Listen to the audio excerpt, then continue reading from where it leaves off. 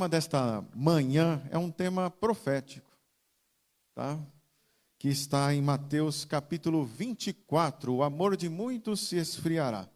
Peço a todos que abram a Bíblia comigo em Mateus capítulo 24, dos versos 12 a 13.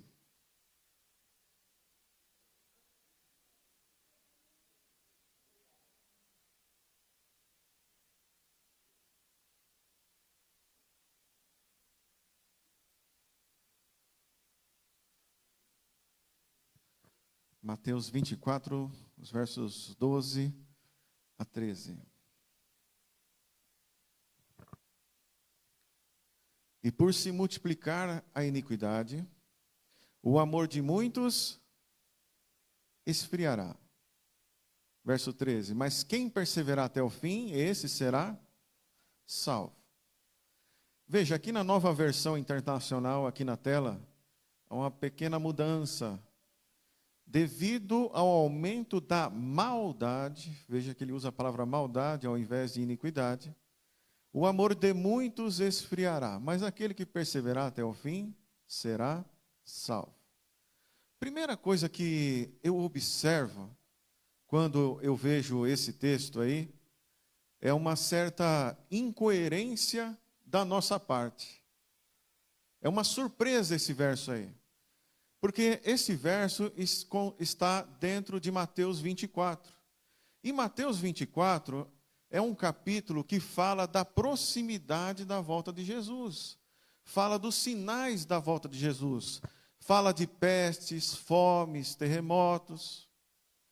Está dizendo ali, quando virdes essas coisas, sabeis que Jesus está às portas. Ora, se o capítulo 24 está dizendo que Jesus está próximo, o mais natural seria que aumentasse o amor, não é isso? E que diminuísse o pecado.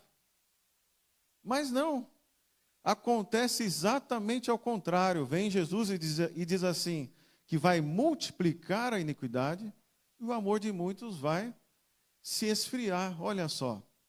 Aqui a grande surpresa e decepção, a incoerência, não por parte de Jesus, mas por parte do seu povo. Veja, a Bíblia diz assim, o amor de muitos esfriará. Quero analisar com vocês agora essa palavra muitos. Ellen White diz o seguinte, que quando Jesus pronunciou essa palavra muitos, ele estava se referindo à igreja. Ele estava falando de nós, olha lá. A palavra muitos refere-se aos professos seguidores de Cristo. Testemunhos Seletos, página 256. Então, aqui ele está falando de nós, da igreja. E também, outra coisa que eu quero observar com vocês a respeito dessa palavra muitos. 2 capítulos para trás, Jesus voltou a pronunciar essa palavra muitos em outro verso, quando ele diz assim que muitos são chamados, mas poucos são escolhidos. Então, aqui muitos já aprendemos mais outra coisa, que muitos representa a maioria. A maioria. Então, já aprendemos duas coisas sobre a palavra muitos, que ele se refere à igreja e que refere-se à maioria da igreja. E diz que o amor de muitos esfriará. Veja, o que acontece, irmãos, no frio, quando vai pintando ali 10 graus? O que acontece com as ruas, né? As ruas começam a ficar o quê? Desertas. Você vai num shopping, tem pouca gente. Você vai nos comércios, tem pouca gente. E os cultos da igreja também ficam com menos pessoas. As pessoas, geralmente, elas ficam mais em casas, mais desanimadas, mais encolhidas. Então, aqui na profecia, esfriamento quer dizer esvaziamento. O amor de muitos esfriará. Significa que a igreja vai se esvaziar próximo da volta de Jesus. Então, aqui eu vou dividir esse texto em duas partes. Eu vou chamar o verso 12 de a profecia do desastre. Por quê? Porque ali diz que vai aumentar o pecado e o amor vai se esfriar.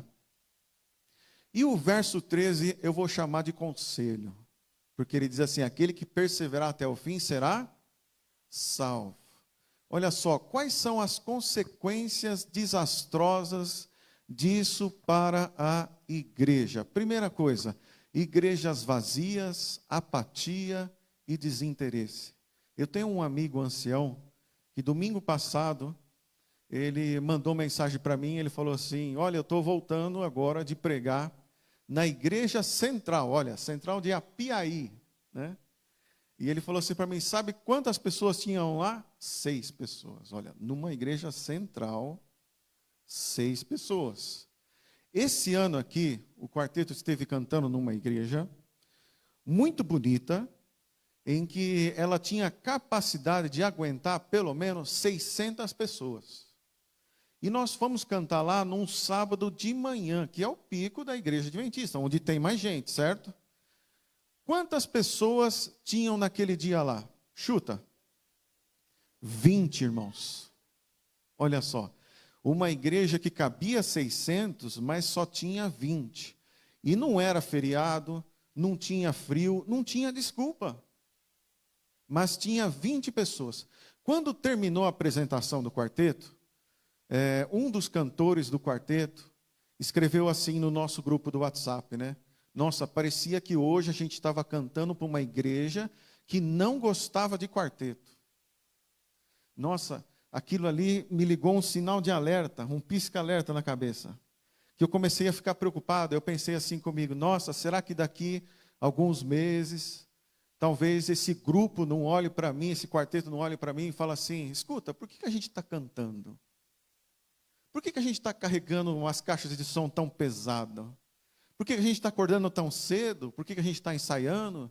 Se quando a gente chega na igreja, ninguém presta atenção, ninguém dá valor, não está tendo nenhum tipo de significado, eu fiquei preocupado. Eu falei: será que eu vou perder o meu quarteto?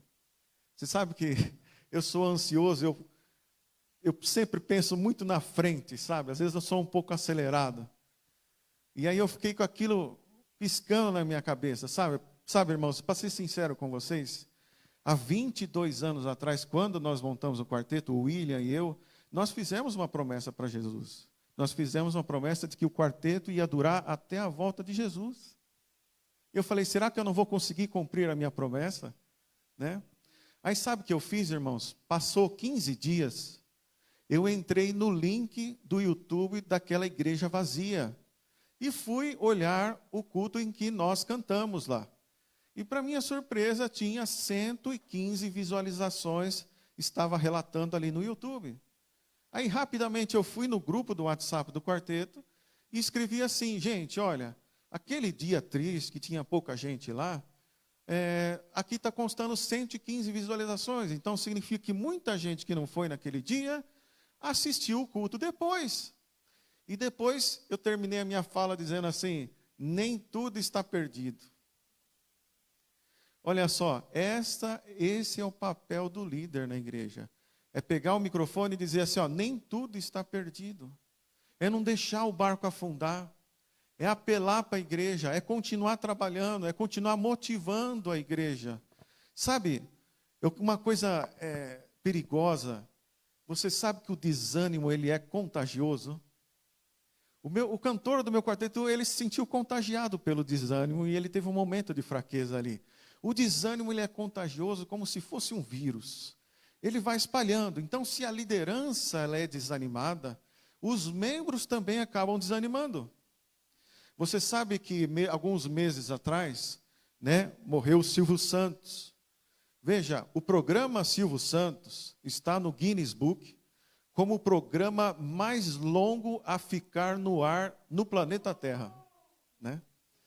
E como que ele conseguiu transformar essa grande marca histórica e manter no ar o programa dele? Como que era o Silvio Santos? Animado, empolgado, ele botava fogo na plateia, ele fazia gincana, ele fazia piada, ele punha todo mundo para participar, ele trazia gente nova, ele trabalhava de verdade. Por quê? Sabe por quê, irmãos? Que do mesmo jeito que o desânimo é contagioso, o ânimo também é contagioso.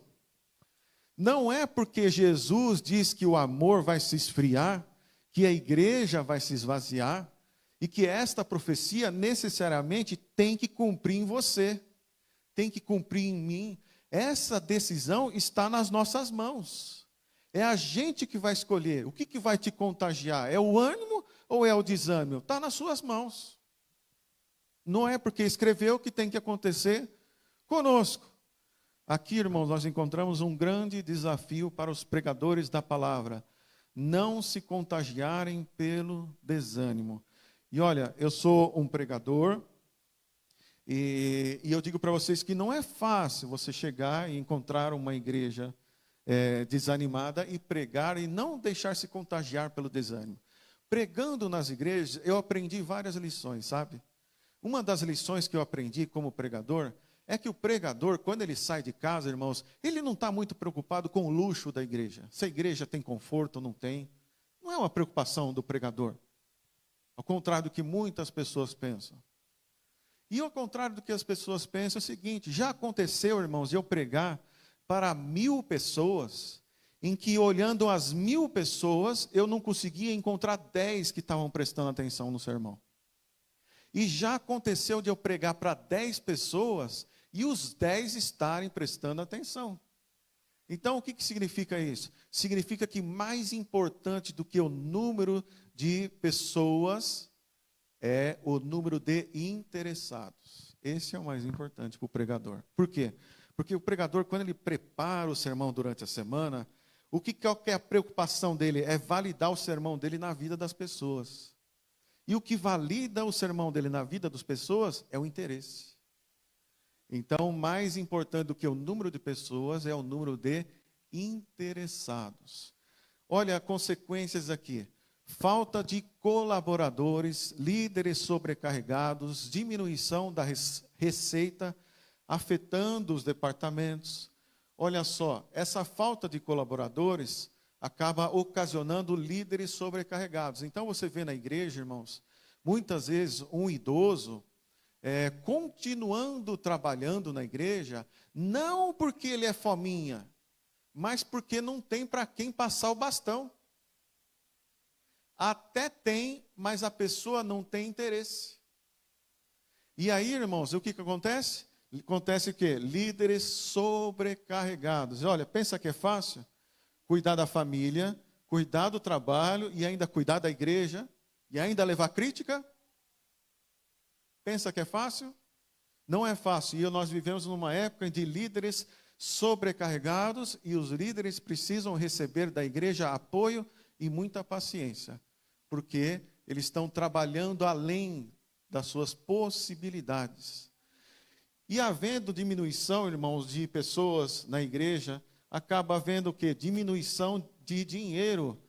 E isso afeta os departamentos, diminui as ofertas. E todo departamento precisa de dinheiro para funcionar, é verdade ou não é? Os desbravadores precisam de dinheiro, os aventureiros precisam de dinheiro, o som precisa de dinheiro. E se não tem dinheiro, irmãos, olha para você, você sabia que não é fácil ser um diretor de música hoje? Hoje, pelo menos metade dos cantores que você chama para vir cantar na igreja, eles pedem uma ajuda de custo. E se a igreja não tem dinheiro, o que acaba acontecendo? Cantando sempre os mesmos. E o que acontece? O barco começa o quê? A afundar, porque não tem novidades. Não tem novidades. E as coisas vão de mal a pior. Outra coisa que eu percebi também, irmãos, um planejamento equivocado. Templos grandes demais. Eu penso que o plano de Deus, irmãos, é igrejas mais ou menos desse tamanho que nós estamos aqui. Esse aqui que é o plano de Deus. Quando a igreja é grande demais, há um espalhamento das pessoas e poucas pessoas trabalham para Jesus. 15 pessoas trabalham e os outros ficam só assistindo. E nas igrejas pequenas, mais pessoas se envolvem com o trabalho de Deus.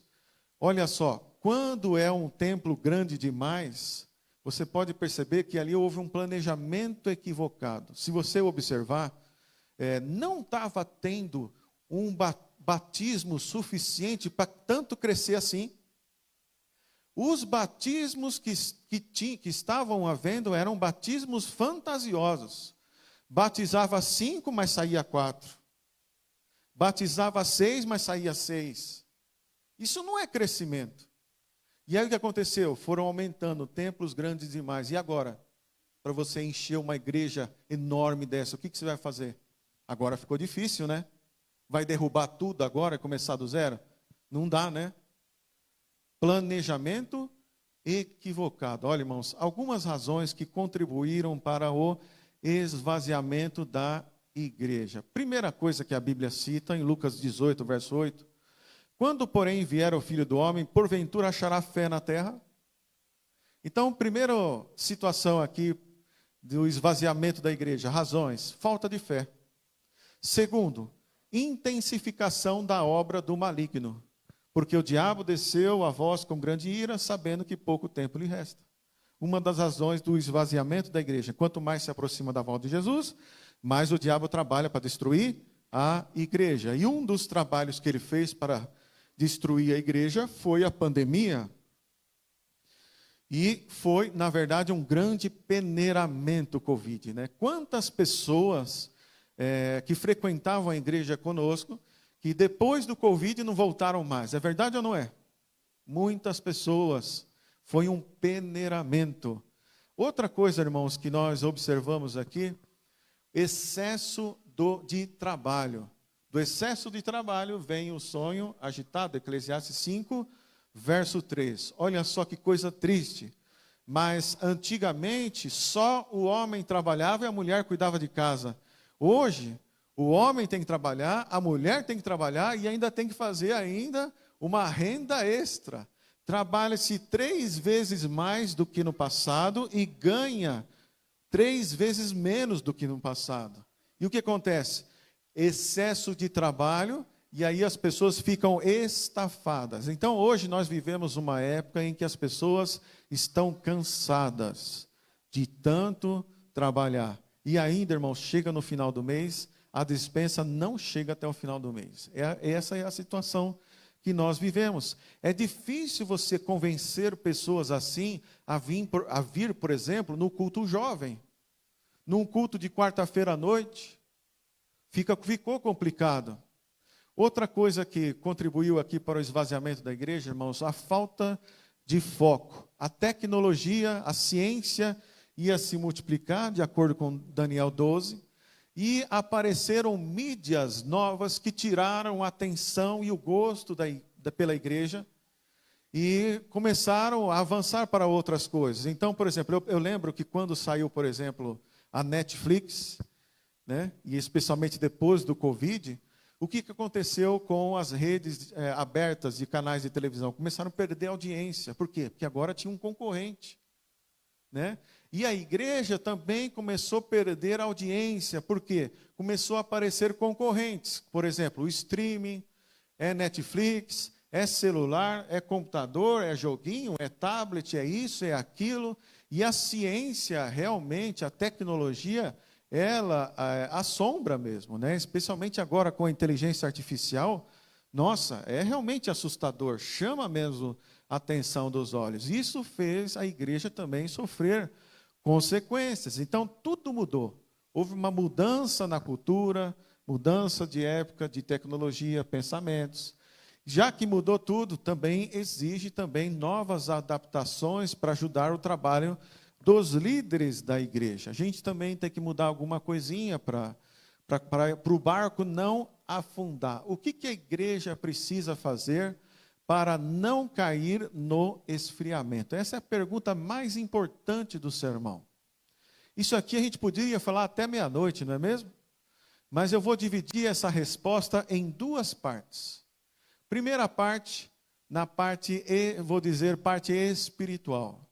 E a segunda parte, parte administrativa. A resposta é ampla, mas nós vamos dividir em 2 partes. Vamos começar primeiro pela parte espiritual, que é a parte que mais nos interessa. Respostas para evitar esfriamento. Parte espiritual. Número 1. Olha, o que nós precisamos ter na igreja hoje? Mais amizade, amor, união. Houve um foco exagerado em doutrinas e princípios indispensáveis foram esquecidos. Olha, certa vez o quarteto recebeu um convite para cantar numa igreja pentecostal. E nós fomos cantar naquela igreja lá. E quando eu cheguei naquela igreja com o quarteto, eu levei um susto. A igreja estava lotada, estava fervendo de gente. E aí eu olhei e falei assim, nossa, a minha igreja não está assim. Por que a igreja deles está lotada e a minha não? E aí comecei a filmar tudo que acontecia lá. Filmei a música, filmei o sermão, tudo no meu cérebro, né? E filmei o comportamento dos irmãos e eu percebi o seguinte, que era uma igreja muito unida, de muita amizade. Tá? Havia mais união, não tinha separações, não tinham barreiras, não tinha fofocaiada, não, tinha amizade de verdade. Terminamos a apresentação, subimos para a cozinha, toda a igreja foi comer pastel. Sabe, toda a igreja envolvida e praticando o amor. Tá? E muitas vezes nós, aqui em nossa igreja, nós construímos barreiras. E nós temos que derrubar barreiras, grupinhos fechados. Nós somos irmãos. Tem igrejas que montam grupinhos dos idosos, grupinho dos jovens, grupinho dos parentes, grupinho dos amiguinhos, grupinho dos excluídos. Não. Derrubar todas as barreiras. Somos todos irmãos. Olha só, se eu for agora com o Toninho lá no hospital e a gente fazer um exame de sangue, lá vai dizer que eu, no exame de DNA, que eu não tenho nenhum parentesco com o Toninho, certo? Não é isso que vai dizer? Mas isso é na lei dos homens. Porque pela Bíblia, corre no sangue da minha veia e do Toninho, o sangue de Jesus. Então eu sou irmão do Toninho. Biblicamente eu sou irmão do Toninho, sou irmão da Lucinéia e sou irmão de todos vocês aqui. Então não tem que ter barreiras. Todos somos iguais, todos somos parentes. Somos filhos do mesmo Pai. E é isso que a gente tem que fazer aqui na igreja, ser mais agradáveis, mais unidos, mais amorosos com os outros. Terceiro ponto aqui, mais paciência e incentivo com os jovens. Você já reparou, irmãos, que os jovens são os primeiros a saírem da igreja? Sempre os jovens é que saem primeiro da igreja. Por quê? É uma fase muito difícil. É essa fase de adolescência para jovem. É uma fase que você tem que ter muita paciência. Você tem que pedir 10 vezes para fazer alguma coisa. E quando vai fazer, faz empurrado. Você tem que ficar ali atento. Tem que cercar mais, tem que prestar mais atenção.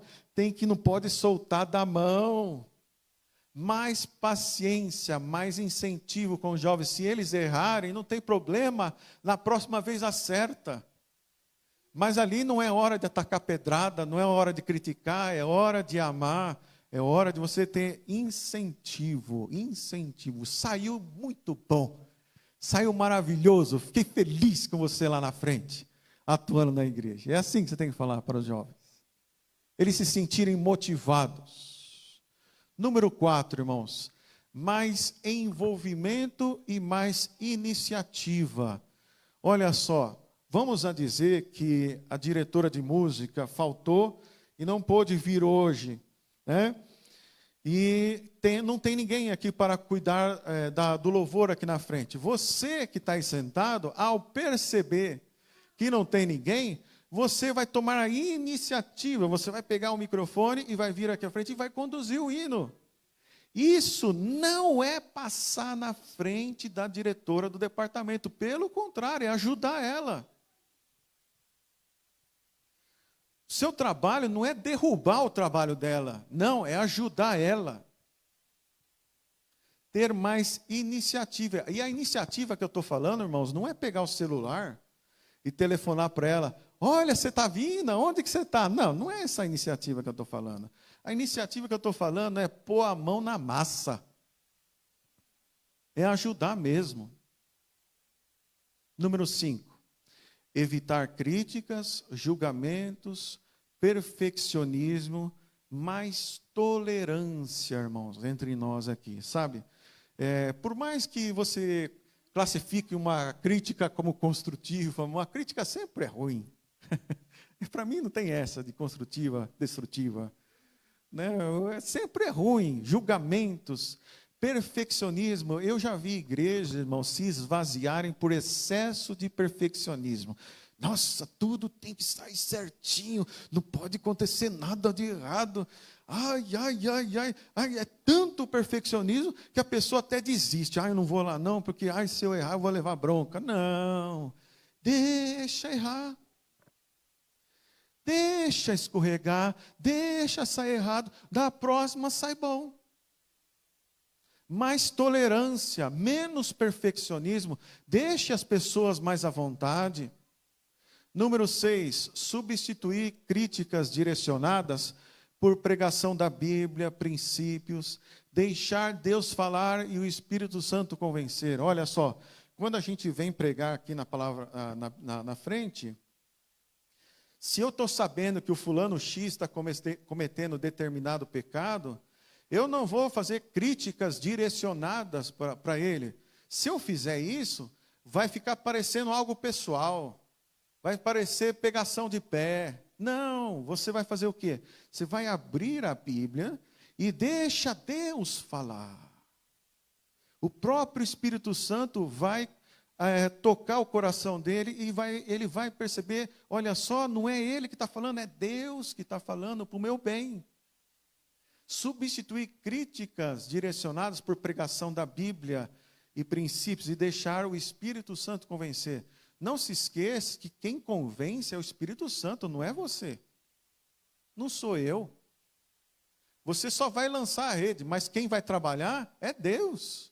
Não coloque os bois na frente da carroça. Esse é trabalho de Deus, não é nosso. Número 7, irmãos. Repreender o pecado, mas acolher o pecador. Às vezes a igreja se equivoca com relação a isso. Tá bom? Olha só, quero dizer uma coisa para vocês. Deus não tem nada contra o pecador. O pecador, Jesus morreu por ele. O pecador, Jesus abraça, cura as feridas, traz para dentro da igreja. Deus não tem nada contra o pecador. Ele tem contra o pecado. E muitas vezes, irmãos, nós repreendemos o pecador. Cuidado, hein? Tá? O pecador ele tem que ser abraçado, acolhido e sentir que aqui é um hospital pronto para lhe curar as feridas e ajudar nas suas necessidades. Não deve se sentir censurado. Número 8. Humildade sim, orgulho e arrogância não. Respeitar, valorizar, ouvir a sabedoria dos mais velhos. Irmãos, humildade também tem a ver com mansidão. Sabe, esse negócio de orgulho, arrogância, passar na frente dos outros, impor as suas ideias, irmãos, isso se chama autoritarismo. Olha só, número 9, autoridade sim, autoritarismo não. No autoritarismo há invasão de divisas, abuso de poder, não se pede, se manda, aprecia brigas, suscita discórdias que já foram resolvidas, gosta de um ambiente pesado, olha, provoca antipatia e ambiente pesado. Uma pessoa autoritária é igual uma pessoa mal cheirosa. Uma pessoa mal cheirosa, ninguém quer ficar perto. Tem igrejas que se esvaziam porque tem líderes autoritários e ninguém fica perto de gente autoritária. Ninguém gosta. Todo mundo se afasta. Quer afastar as pessoas de você? Seja uma pessoa autoritária e mandona.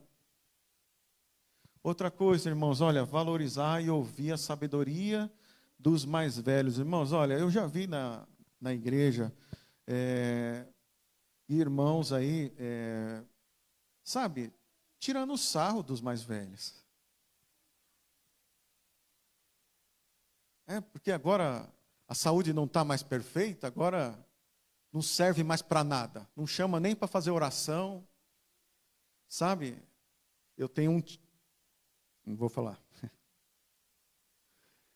Eu tenho um parente que ele falou assim para mim, Eu saí da minha igreja porque a minha igreja, quando você fica velho, você não presta para mais nada. Aí eu fui para uma outra. Tá? Por quê? Começaram a excluir ele, zombar dele, das suas deficiências. Você percebe, irmãos, que a própria igreja cava o seu próprio buraco? Se esvazia por causa das suas próprias atitudes? Agora eu vou passar para a parte administrativa. Respostas para evitar esfriamento. Parte administrativa. Número 1. Enxugamento dos sermões, mais objetividade. Lembra que eu falei para vocês que hoje nós vivemos numa época difícil de ter atenção das pessoas, as pessoas estão mais cansadas. Então você tem que fazer o quê? Sermões mais objetivos, um enxugamento. Olha só, quando eu comecei a pregar, aí há, 15 anos atrás, as igrejas eram mais cheias, eu fazia PowerPoints de 80 slides, 90 slides, né? E a igreja ficava até o fim, assistia, gostava.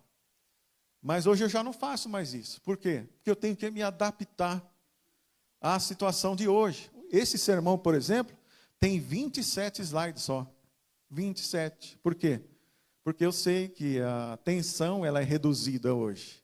A concorrência é mais forte. Nós vivemos numa época diferente.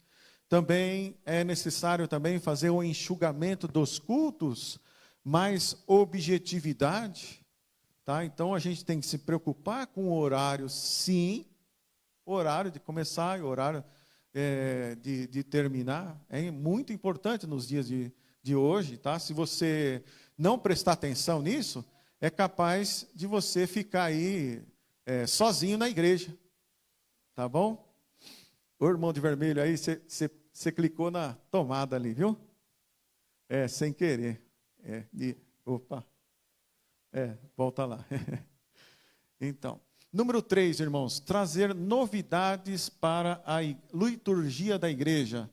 Toda mudança produz motivação, disse o Ayrton Senna, né? E é verdade, né, irmãos? Tudo que é novo traz motivação. Experimenta para você ver, compra uma TV de 70 polegadas e põe lá na sala da sua casa. Vê se sua família não vai ficar contente e feliz, não é isso? Tudo que é novo produz o quê? Uma mudança, uma alegria, uma motivação. Então, quando a igreja, a associação pede mudanças, como por exemplo da plataforma, que entrava por antes por lá, agora entra para cá, também é necessário, virou o ano, irmãos, deu um ano, troca o hino da doxologia, troca o hino das ofertas, fazer mudanças, para quê? Porque a associação está preocupada que a igreja cada dia mais está mais vazia. Então o que ele quer? Que você chacoalhe essa mudança que ele está pedindo.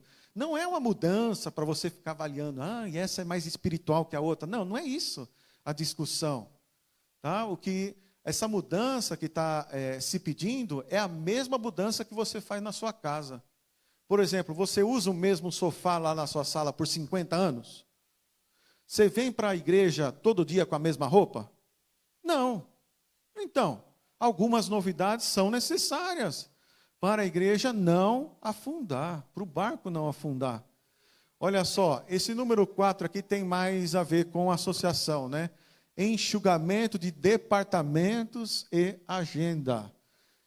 Na minha visão, há um excesso de departamentos e poucas pessoas para assumir os cargos. Algumas coisas deveriam ser enxugadas, né? Houve uma época em que diaconisa e recepção era um departamento só, né? Veja bem, mordomia e tesouraria, na minha opinião, é a mesma coisa. Eu acho também que o ministério jovem devia ser um só com os desbravadores. Tá? Por quê? Porque o que sobrou para o ministério jovem? Vamos falar a verdade aí. O meu quarteto lutou por 20 anos. Nós fizemos 20 anos de culto jovem. Mas foram 20 anos cantando para 10 pessoas à tarde. Para 10 pessoas. 20 anos cantando para 10 pessoas. Chegou um momento em que a gente se cansou e pensou assim, não, a gente tem que mudar de ideia. E a gente passou a fazer outras coisas, produzir conteúdo para o YouTube, fazer ensaios no sábado à tarde. Né? Por quê? Porque o departamento jovem, agora, o que sobrou dos cultos jovens? Sobrou apenas aqueles cultos jovens mais especiais, como aquele que o Adriano fez aqui, de saúde. Né? Se você chamar um urologista, um psicólogo, né? Você fazer um encontro de quarteto, um encontro de música, estes JAs ainda permanecem, mas os JAs comuns de igreja, esses aí nunca deram certo. Nunca teve gente. É uma realidade. Né? Então, eu penso que departamento jovem e desbravador deviam se unir, né? E fazer um departamento só. Número 5 aqui, facilitar o caminho dos departamentos, desburocratizar o WhatsApp, sabe? Vocês sabem que eu sou advogado, e uma coisa que sempre me incomodou no Brasil é a burocracia. Tudo que você vai fazer, ai meu Deus do céu, quanta coisa. Ai, você vai fazer um inventário, demora 1 ano. Usa o capião, 10 anos para terminar. Quanta gente para citar, quanta providência para tomar, quanta coisa para fazer. Então eu peguei uma certa repulsa, sabe? Tudo que é burocrático eu não gosto. E às vezes eu vejo uma igreja meio burocrática. Tem decisões que são notadamente benéficas para a igreja, que não são imediatamente implantadas, porque ficam na fila esperando uma comissão que vai acontecer só daqui 4 meses. Então, eu acho o seguinte, precisa fazer o quê? Desburocratizar. E o WhatsApp, irmãos, não é coisa do demônio, não, tá? O WhatsApp é coisa para ajudar aí, tá? Fazer também votos também, tá? Vamos avançar, usar a tecnologia a nosso favor. Olha só, número 6 aqui, comissão de nomeações. Escolher os mais o quê? Eficientes, tá bom? Olha, lá na Oliveira Lima, tinha uma loja, as lojas Mel, acho que é o nome das lojas Mel. Sabe quanto que pagava de aluguel lá?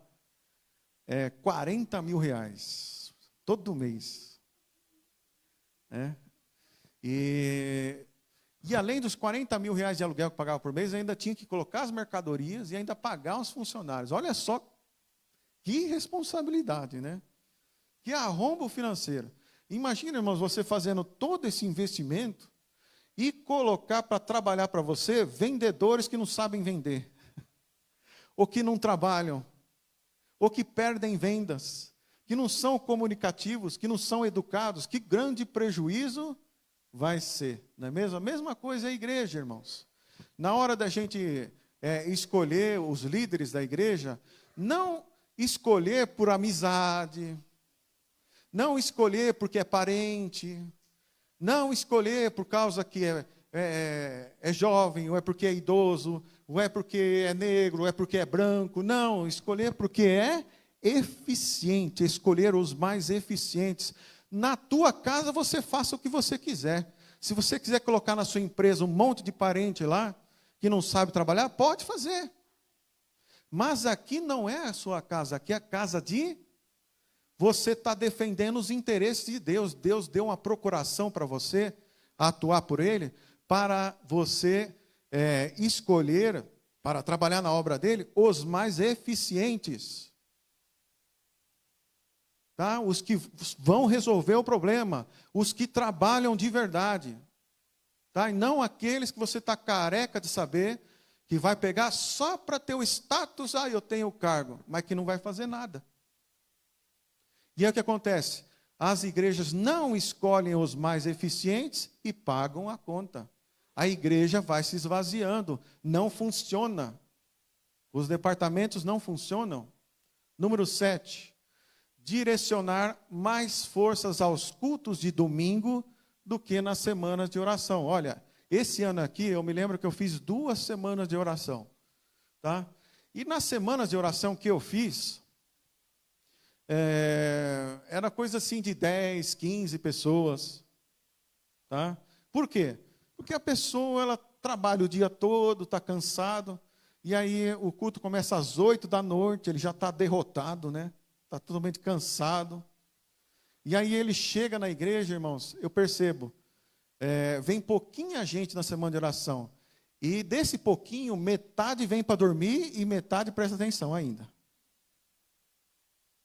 Então eu não vejo muita graça numa semana de oração, a não ser que seja essa que vai ser realizada agora em novembro, né? Onde você vai ter todo um aparato, todo um investimento, vai trazer gente boa para pregar, para cantar, vai trazer ônibus para levar as pessoas. Tá? Então eu entendo o seguinte, que no culto de domingo, ao ele começar às 7 da noite, a mente está mais descansada, domingo ele não trabalhou, ele descansou o dia todo, a mente está mais acessível a aprender as verdades espirituais. E na semana de oração? Semana de oração é isso aí que você está vendo. Sempre foi. Tá?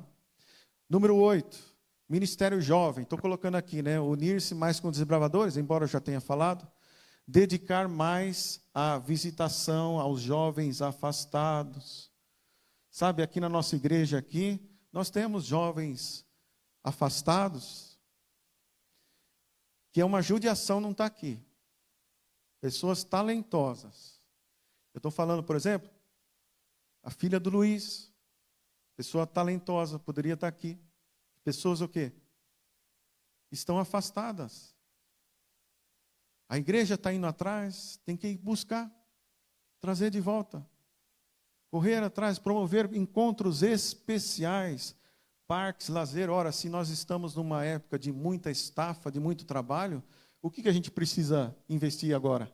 Lazer, parques. Olha, não precisa ir na casa da pessoa e abrir a Bíblia e começar a falar, não. Eu estou falando o seguinte, você pode chamar para, olha, vamos no Habib's, vamos no parque, vamos jogar boliche. Aí você faz uma amizade, uma conversa boa, e no final, quando você estiver indo embora, você fala assim, puxa, o papo hoje estava tão bom, por que você não vai lá na igreja para a gente continuar esse papo? Olha só, estratégia, para você trazer a pessoa para a igreja. Tá? Por quê? Porque essas pessoas, irmãos, são preciosas a Deus. Tá? Eu olho para trás, a gente que tem bastante anos de igreja, nossa, tem cada talento que não está vindo na igreja, talentos assim extraordinários. Eu estou lembrando de uma moça aqui, que eu não vou falar o nome dela, mas olha, ela dá um banho cantando, e um monte de cantor popular aí que vende milhões de discos. Dá um banho, e não está aqui entre nós. Gente talentosa, esteve em nosso meio, mas não está agora por enquanto. Veja, sabe qual que é o ministério atualmente mais promissor, que mais traz gente para a igreja? É o da saúde. E eu aprendi isso no dia do Adriano lá, que ele veio aqui, né? Que ele fez aquele JA, falando sobre a cura através das plantas. A igreja encheu, olha, num sábado à tarde. E eu estava cuidando do som lá. Amém. 69 pessoas. À tarde. Tá? De manhã também estava cheio. Né? Por quê? Sabe por que está acontecendo isso, Toninho?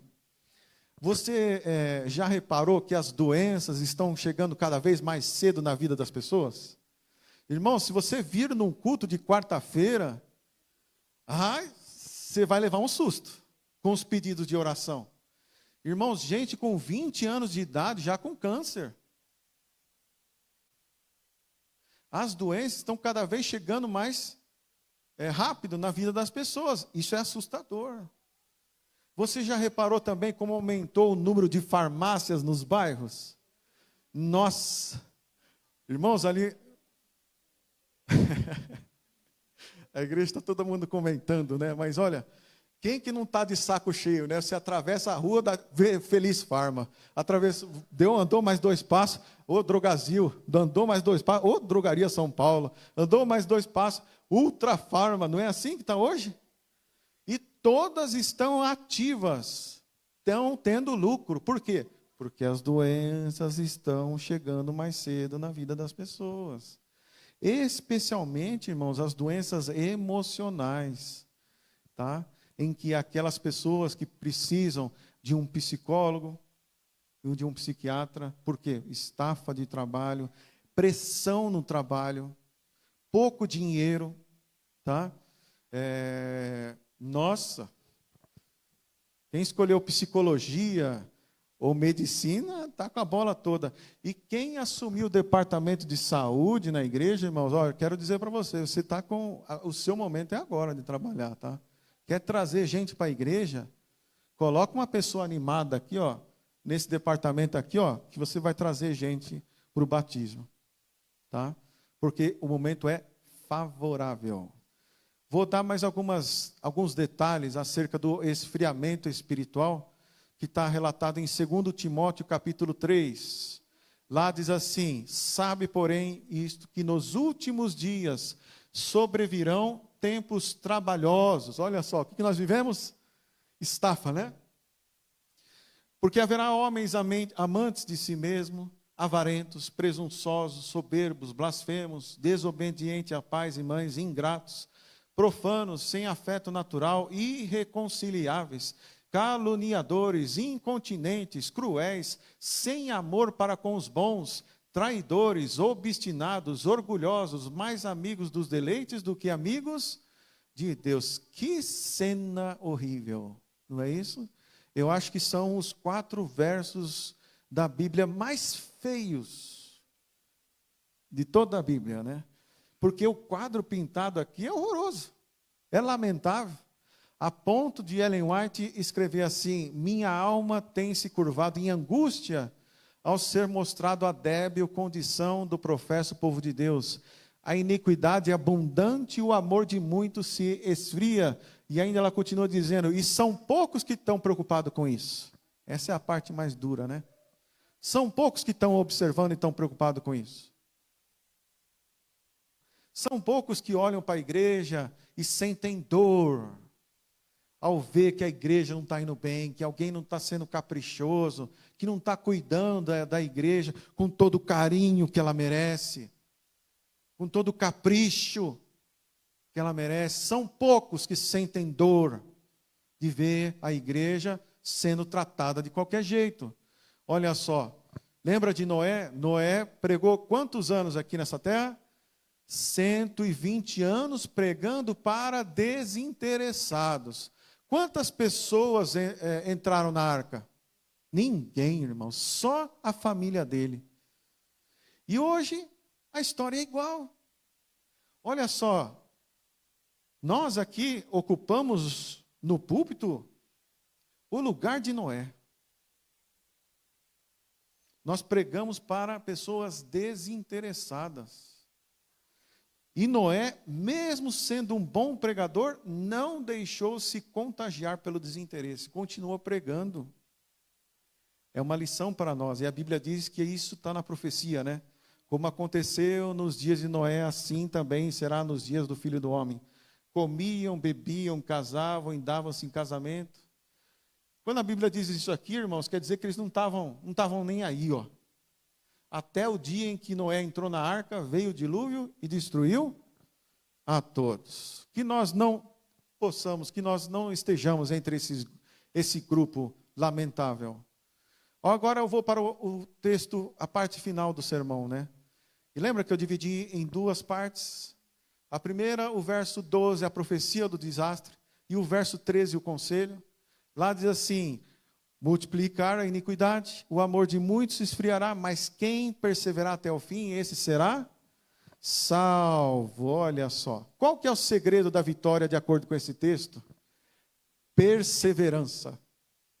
Quem é que vai ser salvo? Os perseverantes. O que quer dizer perseverança no dicionário? Perseverança quer dizer qualidade de quem não desiste jamais, obstinação, firmeza, teimosia. Olha só.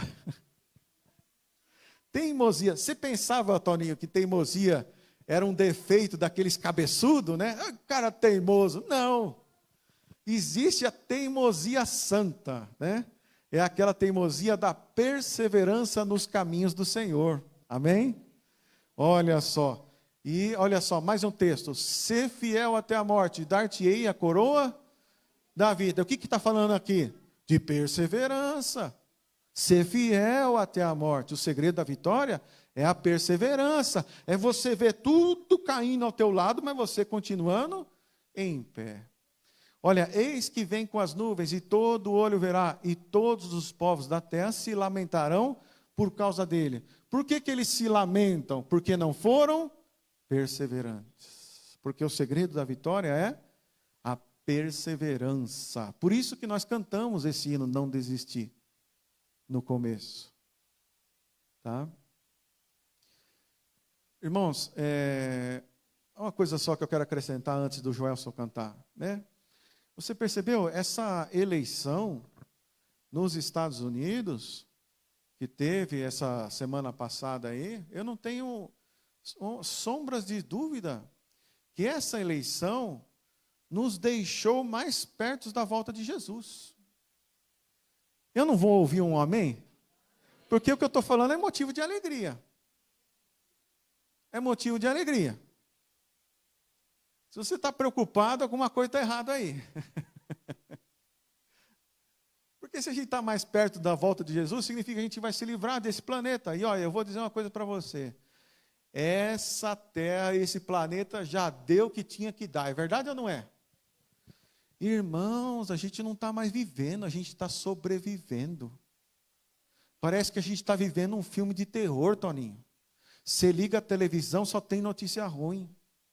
É só morte, é só desastre natural, é só corrupção. Meu Deus do céu, é melhor até desligar a televisão, que o seu emocional fica totalmente prejudicado. Então, quando a gente fala assim, que Jesus está próximo de vir, a única coisa que vem no meu coração é a alegria. Graças a Deus que Jesus está próximo de vir. E essa eleição dos Estados Unidos que aconteceu há dias atrás aí, com certeza, tenho toda a certeza do mundo, que nos colocou mais próximos da volta de Jesus.